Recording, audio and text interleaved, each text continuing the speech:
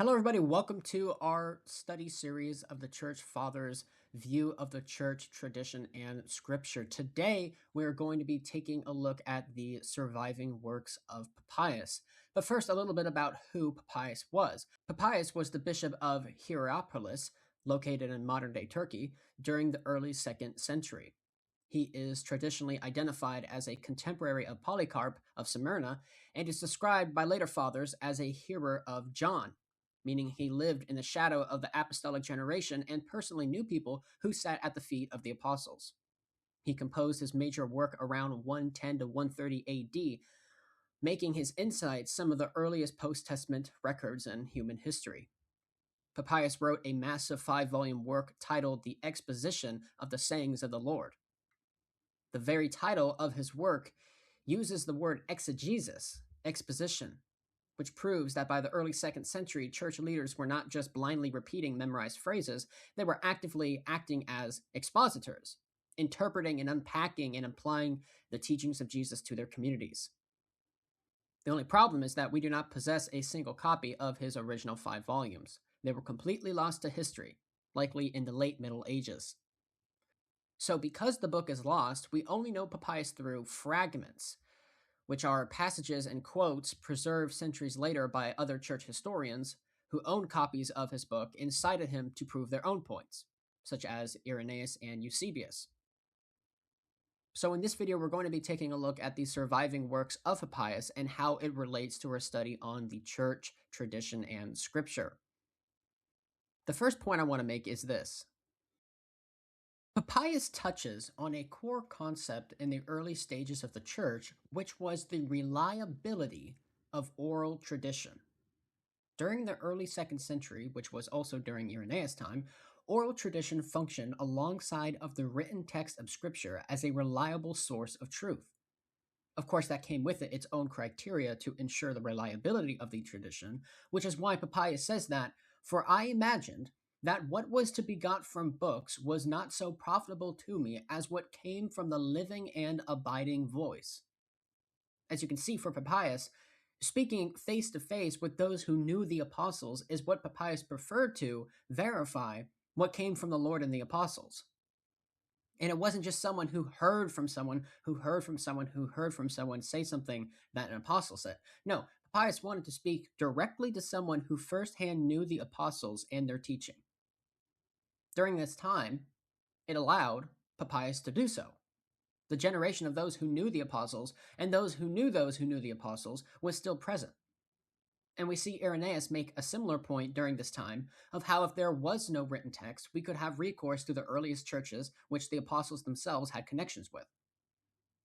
That's for the concept of oral tradition. It was reliable alongside of the written text of Scripture so long as it could be verified of who it came from. And we're going to talk a little bit more about that. Another core concept Papias highlights is the concept of interpretation, which for Papias, this did not just consist in the expositing of the text, but also in the transmission and translation of the text. Papias tells us that it was Mark who was the disciple of Peter, and it was Mark who heard Peter's teaching and wrote it down in his gospel. So this is the earliest attestation to the authenticity of the Gospel of Mark, but the Gospel of Mark is the written down teaching of Peter the Apostle. Papias says, Mark, having become the interpreter of Peter, wrote down accurately whatsoever he remembered. Papias also tells us that Matthew wrote down the teachings of the Lord in Hebrew, which multiple people translated into their language. Papias says, Matthew put together the oracles of the Lord in the Hebrew language, and each one interpreted them as best he could. You might notice how Papias uses the word interpretation when describing how Mark transmitted the teaching of Peter, or when Matthew's gospel was translated. And that is because of something important to point out.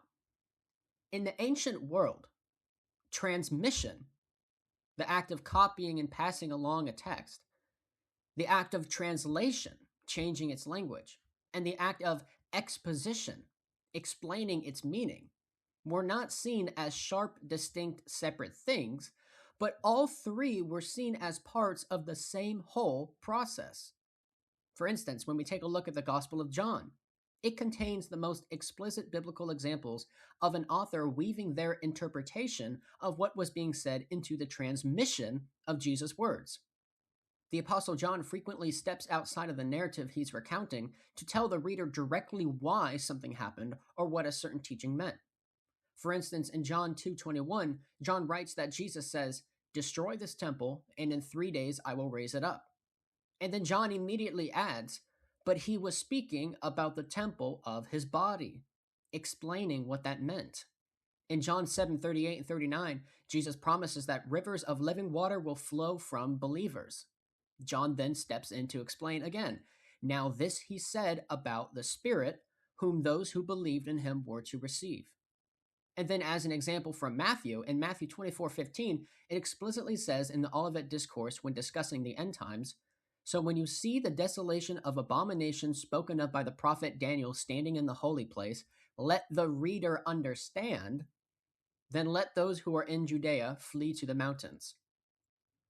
So Jesus did not say, "Let the reader understand." There were no readers yet, it was a spoken conversation. This phrase is a direct note inserted by Matthew or by the final Greek translator of the tradition, which is aimed specifically at the church community reading the text aloud in liturgy. It is a sign that says, "Pay attention, this part requires careful exposition."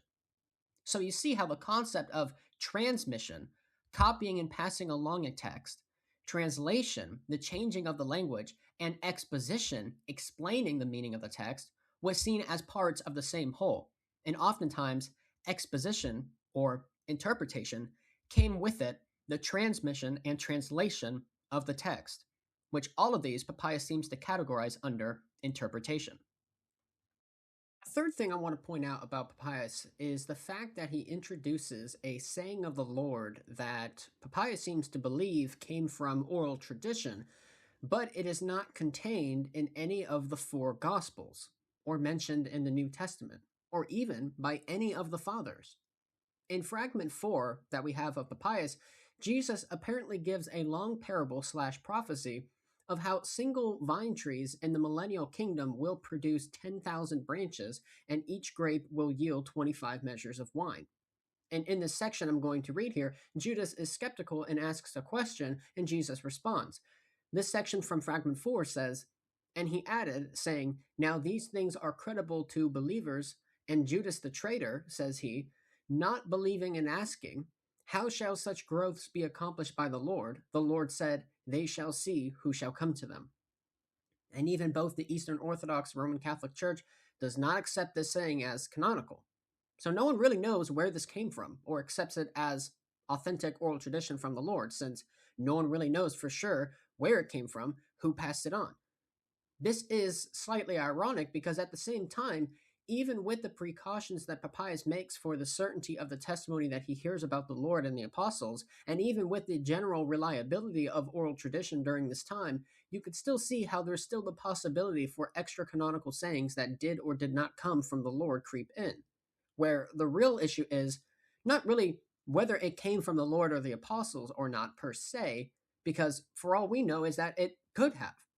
But that's just the issue. The issue is that it could have.